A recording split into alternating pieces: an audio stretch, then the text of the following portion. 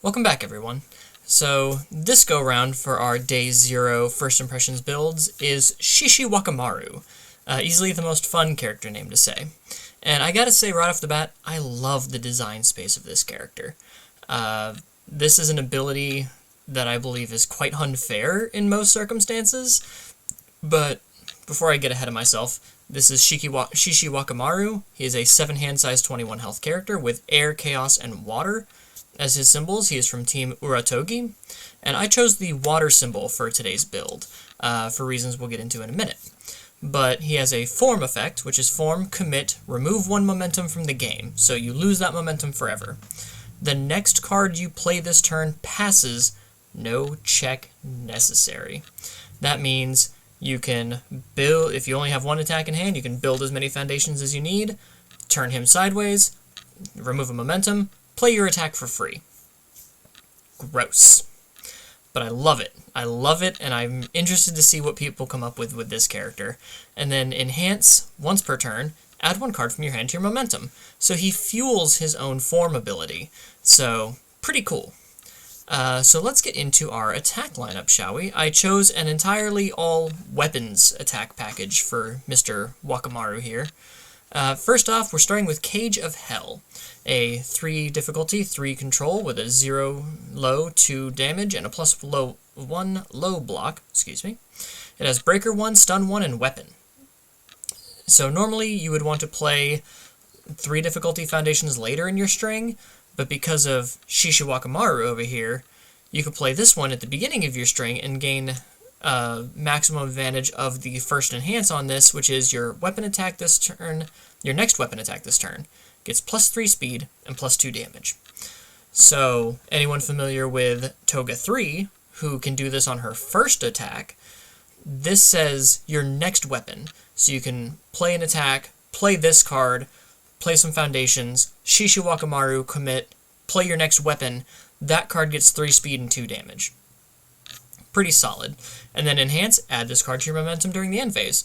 So while your opponent's likely not going to block a 0 low 2, it doesn't really matter because it's going to go to your momentum anyway. So half the time they might opt not to block this and just take 2 extra damage, which is always cool.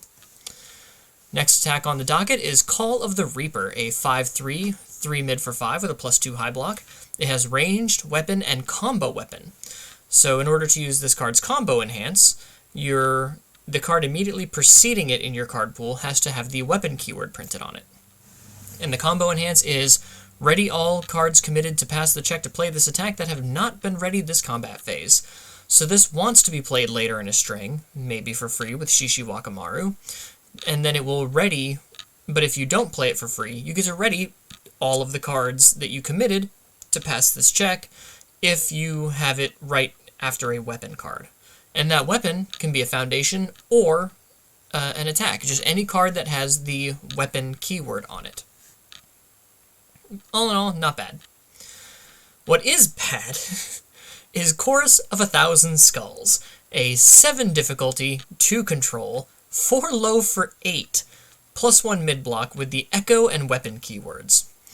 So, you want something that wears the stats from Cage of Hell really well? Cage of Hell turns this into a 7 low 10. Ugh. But it says enhance, you may remove a weapon attack in your card pool to pay for this attack's echo cost. Now this one does specifically say weapon attack, so you can't remove a weapon foundation from your card pool to pay for this card's echo attack. We gotta keep it somewhat fair. And then Shishiwakamaru response, after you make the check to play this card, if you have tried to play 2 or more copies of this card this turn, your check gets +2 for free. So imagine this. You play your weapon attack, maybe Cage of Hell. You then Shishiwakamaru, commit, your next attack passes, no check necessary, you play Chorus of 1,000 Skulls, for free, no check. It gets it becomes a 7 low 10, which can then remove Cage of Hell to pay for its echo cost. So then you're paying, on the echo cost, you're playing this on a 7. If you check a 5, the response says you get to +2 to your check. So you basically play this card for free twice. I mean, you have to pay the check the second time, but with +2 to your check, that's incredibly powerful. And then, if you have a second one in your hand, you can play it on an 8, and then get +2 to that check, because you've played at least 2 copies of it. And then if you echo that one again, you can get +2 to that check. So it's not just this, like, once per turn thing. You can string Chorus of 1,000 Skulls and get +2 to your check to play every single one of them after the second one. Disgusting, but awesome. And this is the card I wanted to play this off of water for. Ice Sword Execution. This is Toya's Ultra. It is a 5 difficulty, 3 control, 5 high for 5 with a +2 high block and the weapon keyword. It says enhance, name one foundation, commit all copies of that foundation. So you name, I don't know, Banshee Sword Shriek. All copies of Banshee Sword Shriek, I believe in both stages, commit. So even yours, so do be careful. If that is how it is ruled, please be careful not to, commit your own stuff. And then enhance, discard 1 momentum. This attack gets +5 damage, freeze 1 rival foundation.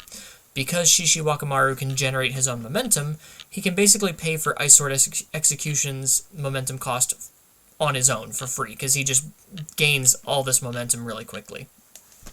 So a 5 high for 10, especially if you're playing it at the end of a string without having to pay a check, 5 high for 10 can be incredibly dangerous. Next up, Gory Stab. Speaking of Toga, a 4-3 with a 2 high for 5 and a +2 high block, the charge and weapon keywords. It says, if as a static, if this card is added to your momentum, add it face up. This is from any public play zone, such as your discard pile or your card pool. So adding it to your momentum from your hand with Shishiwakamaru, it would not go face up. And it has 2 responses. The first is a momentum response, so a response that activates in your momentum.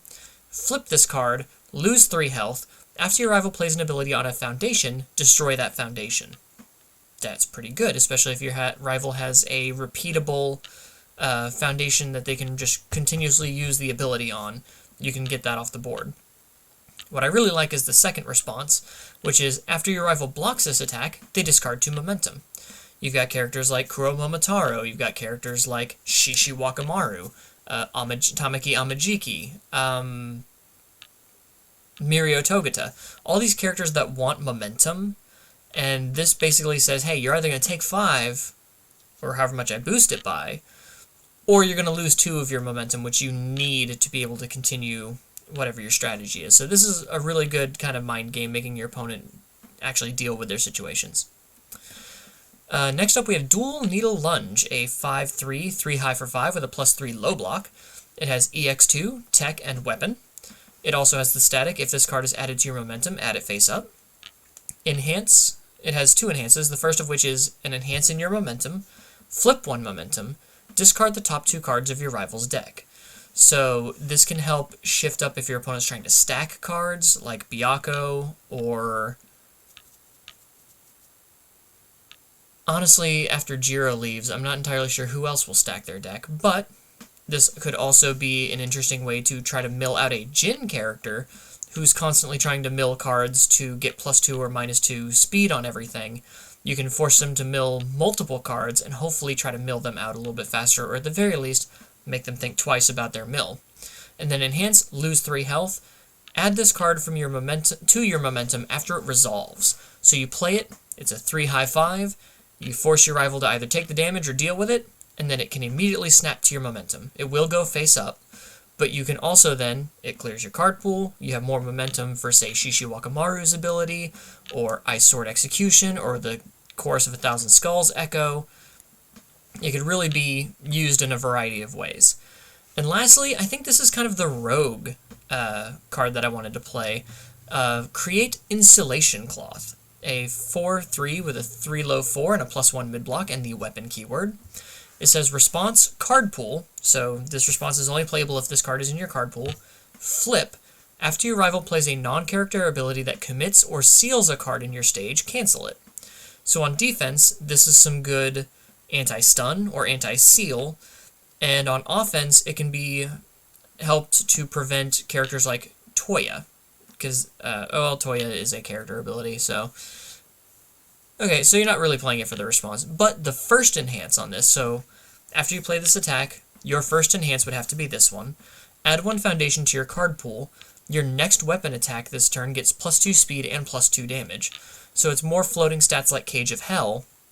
We are forced to give up a foundation, but if we then use Shishiwakamaru, and that one attack we want to throw is going to be the last attack we play that turn, we can just build out our foundations that we need, use Shishiwakamaru's ability, play Chorus of 1,000 Skulls with +2/+2, and then maybe remove this for Chorus of 1,000 Skulls again, except that'd probably be at a very high difficulty at that point, or like an Ice Sword Execution, make it a 7 high 7, or even a Call of the Reaper, make it a 5 mid 7, or Dual Needle Lunge, make it a 5 high 7. You know, you can kind of use that floating stats to however your advantage you wish. And I just thought it was a really interesting card that's not seeing a lot of play, mainly because people don't want to clog their own card pool with their own foundations. But this could also help get you out of deadlock if you need to, and you don't have a lock breaker. Moving on to non-attack cards, we start with assets, and we have Idunbox, a 2/5 with a +2 low block and the unique keyword. It says enhance commit, return this attack to its printed speed and damage, return it to its printed attack zone, and if it was unblockable, it is no longer unblockable. This says enhance commit, you're throwing a regular attack at me. You're throwing your attack as printed, and I am able to block it. So if people are stacking a bunch of stats, like with Cage of Hell, or Ice Sword Execution, or, you know, any of a character like Hiei, which is throwing a whole bunch of stats on things for free to force you to block and then pitch your block and have you try it again. Idunbox says return everything to printed. It doesn't say you have to block. So if you return it to printed after your opponent's pushed all their buttons, or like an Amajiki or a Kuro, if your opponent presses all their buttons, you can just return it to printed and say, cool, I'll take 4 damage. Or then it's easier to block. So I think this is a really techie defensive piece here, and I think you're going to see more play than you might realize at first blush. Moving on to our foundations, we have Masho Concealment, a 2/5 with a +3 mid block. It says response commit, after your rival plays an enhance ability on a foundation, cancel it. Doesn't destroy it, it just cancels it. It's got the ally and the unique keywords. It has a Team Masho enhance, but we're from Team Uratogi, so we're not going to be using that Masho enhance. Moving on, we have Banshee's Sword Shriek, a 0/5 with a +3 mid block. It says it's got the weapon keyword, so this can combo with Call of the Reaper. It says response flip, after a weapon attack is played, it gets +2 or -1 damage. So for our big attacks, it gets +2, makes them even bigger. If your opponent's on the weapons package, it could give you a little bit more survivability with that -1 damage. Then we have Crowd's Darling, a 2/5 +2 mid block. It has first form, so after you ready your foundations, review, and then draw your cards, before you play any cards in your hand, you can use this first form. Discard 1 momentum. Your checks to play weapon attacks get +1 for the rest of the turn. Now imagine using that +1 in conjunction with all the +2s with Chorus of 1,000 Skulls. That's gross.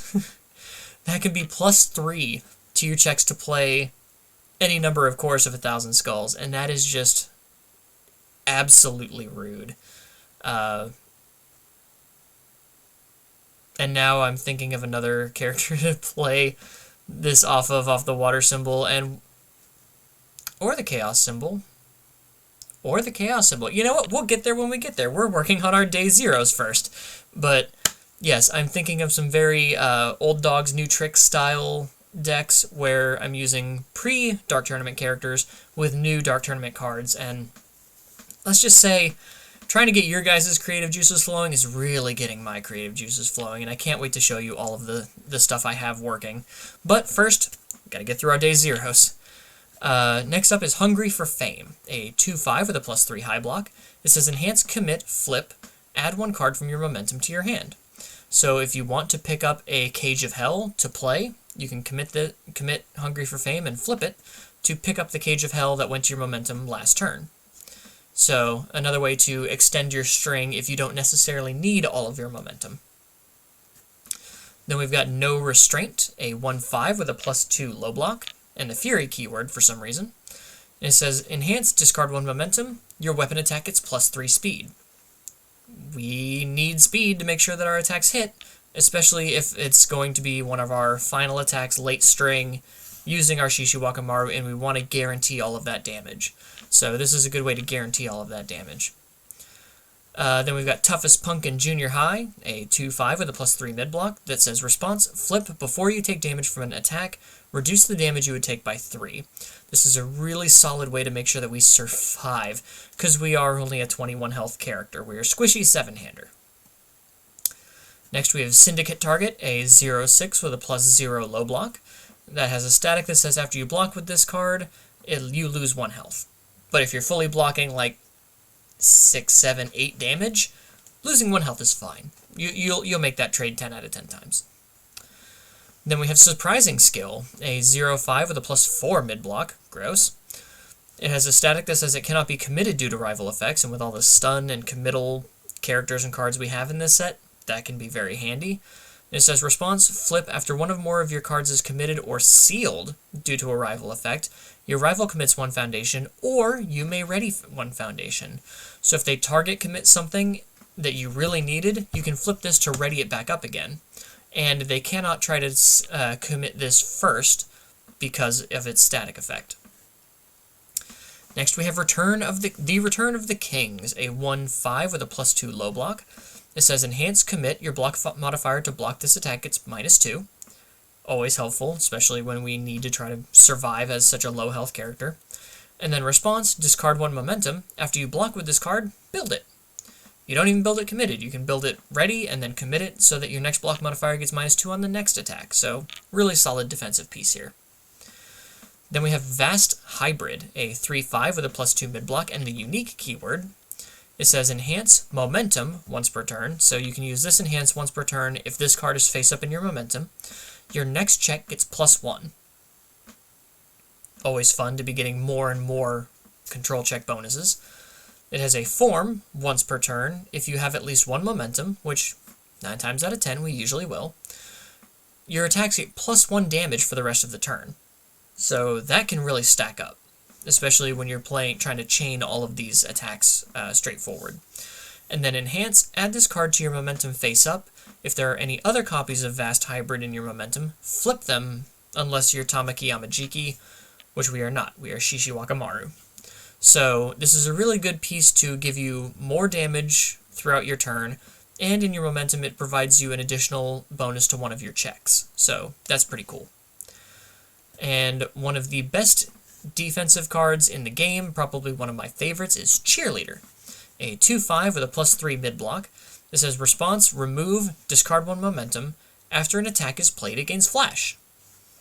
So we are always going to have momentum, and we may or may not be able to use all of that momentum going through our turn, so having it give it some defensive uses is really good too, and giving an attack Flash, especially when your opponent's trying to push a bunch of buttons, is a real good way to just throw your opponent off and make sure that you can survive another day. Then we have Basic Training, a 0/5 with a +2 mid-block. It says response once per turn. After you play an attack, it gets +1 damage. Simple. And then Deadlock Response, after an attack is played, it gets +1 speed, playable while committed. So you can give your first attack the +1 damage, commit this card to pass your second attack, and if your opponent's in deadlock, still give it +1 speed. So pretty cool.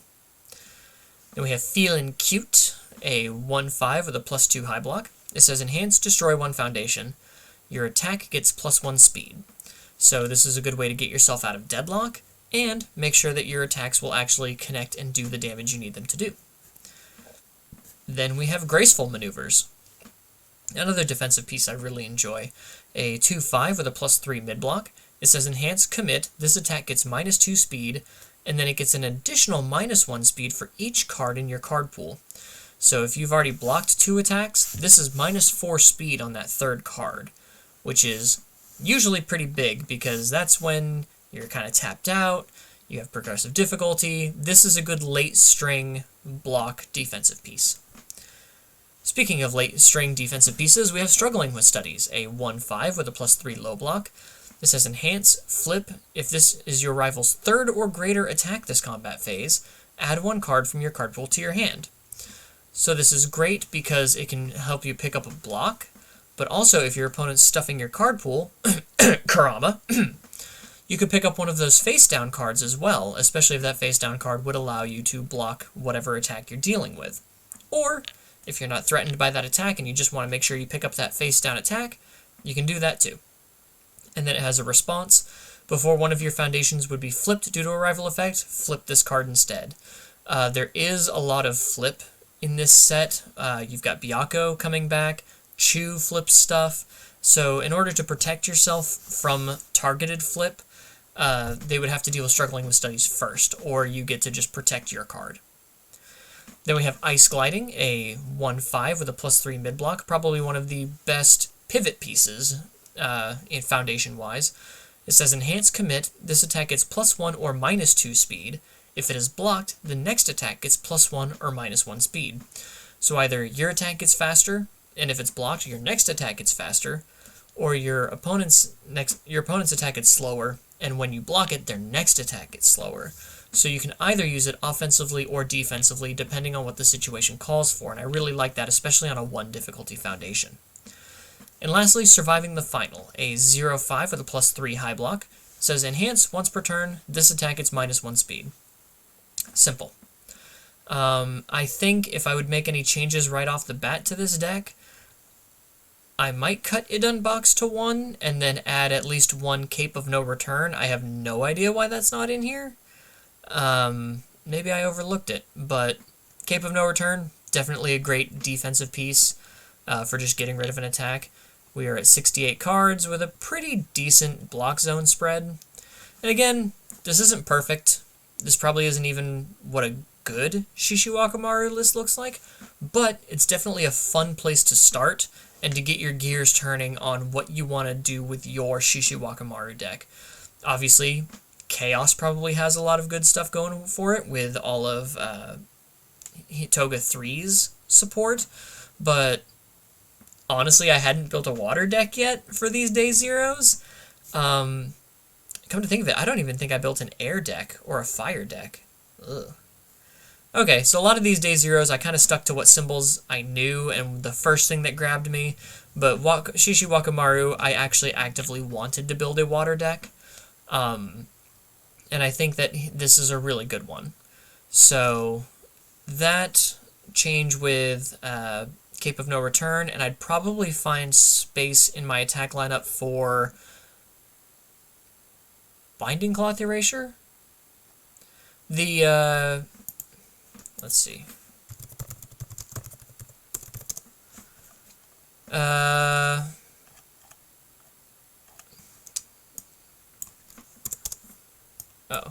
Is it Total Erasure Binding? So this is a weapon with combo, weapon combo. The combo enhances Seal 3 rival foundations. That's fine. But it also has an enhance that says your rival cannot play abilities on their character during this enhance, or during this attack, and it has Powerful 3. So it's another way to use your momentum. You can play this with Shishiwakamaru for free at the end of a string, and say your rival hasn't played the minus effect on Amajiki, or the 0-out effect of Togata, of Mirio, yet. You can basically turn off their character for this attack, and throw an attack that they might have been unable to prepare for because they had their character waiting for like the next final big attack, and with Powerful 3 this can become the next final big attack. So those would be the changes I would make if spoilers, if I was going to alter this on the water symbol. But with that being said, what do you guys think of Shishiwakamaru, aside from he's got a really fun name? I'd be interested to hear what you guys think.